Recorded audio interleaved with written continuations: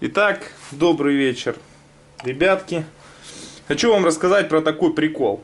Если сзади, либо спереди слышите какой-либо стук при проезде неровностей, во всем причина может быть это отсутствие пружины тормозной колодки. На внешней стороне она ставится. Стук идет из-за чего? С внутренней стороны на колодку, на внутреннюю, давит тормозной цилиндр, что логично. А вот с внешней стороны у многих отгнивает и просто теряется вот эта вот пружинка. Стоит это все дело, вот я две заказывал, сейчас вот скажу, 126 рублей на данный момент. Вот я на Юлсане заказывал. И получается, что вот эта вот внешняя колодка тормозная, она болтается. И при проезде лежачих полицейских, либо неровностей, она начинает дребезжать. И вы начинаете думать, что у вас там сайлентблоки, там, или там, подшипники стучат, тяги стабилизатора.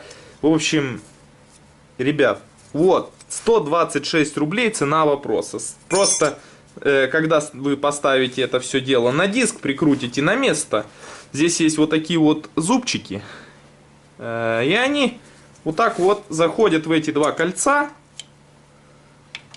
Все это дело хорошо фиксируется. Сейчас надо будет почистить. И вот таким макаром оно держится. Вот так у меня было на передней оси. На одном из суппортов не было вот этой пружинки. И у меня вот это вот все вот так вот дело болталось. Вот, характерный звук. А передняя часть все-таки поболее пружинит. И вот так я вот ездил и думал, что у меня там грюкает, что там за стук. А оказалось все элементарно просто. У многих они, это вот оригинальная АТЕ. Вот, пожалуйста, у меня вот вторая упаковочки еще. Сейчас вот давайте вам покажу, ребятки, без проблем. Вот.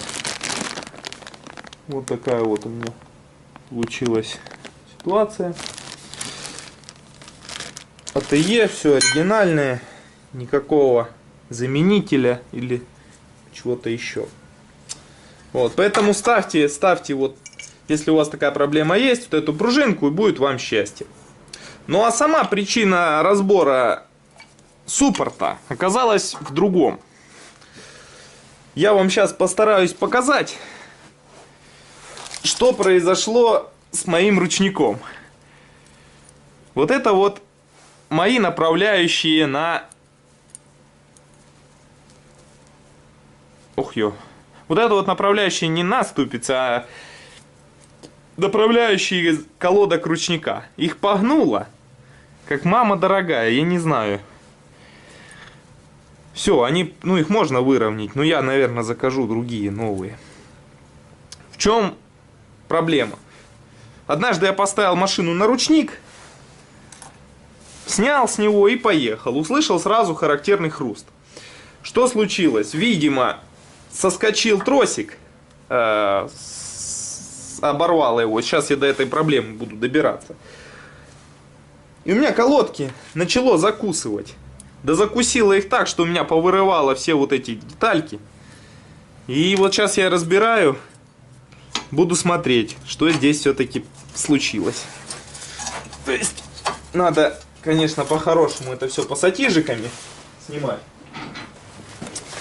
Все-таки так удобнее. Но, опять же, захватывать оно пассатижами не особо удобно. Советую все-таки на такое дело взять круглогубцы.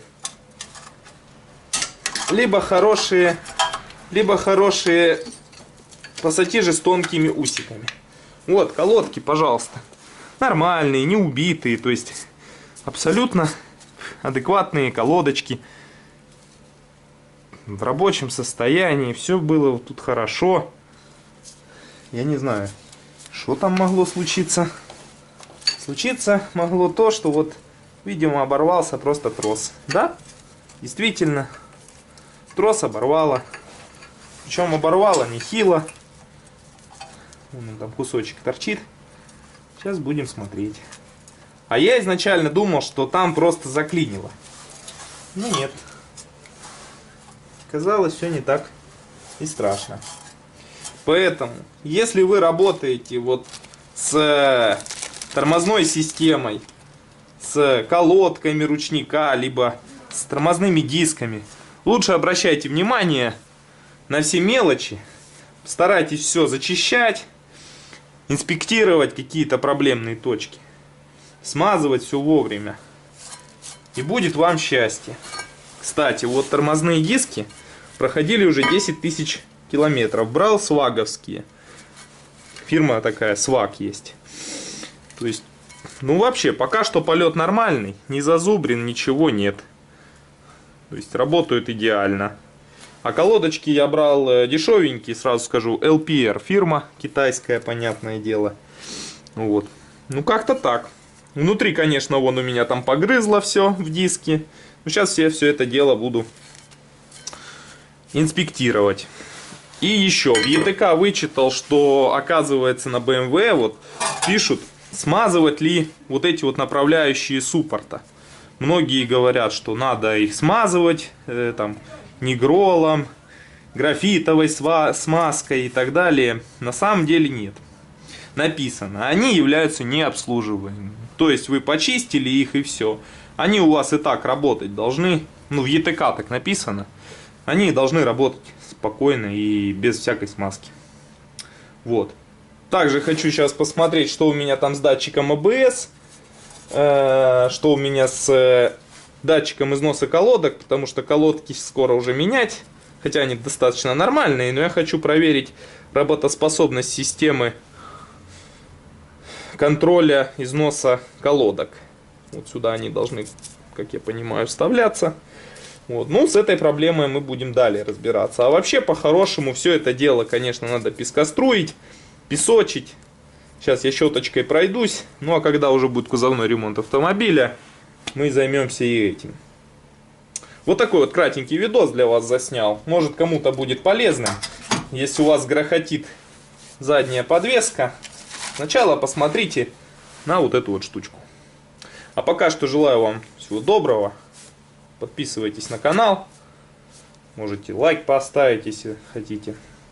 Все. До следующего видео. Пока.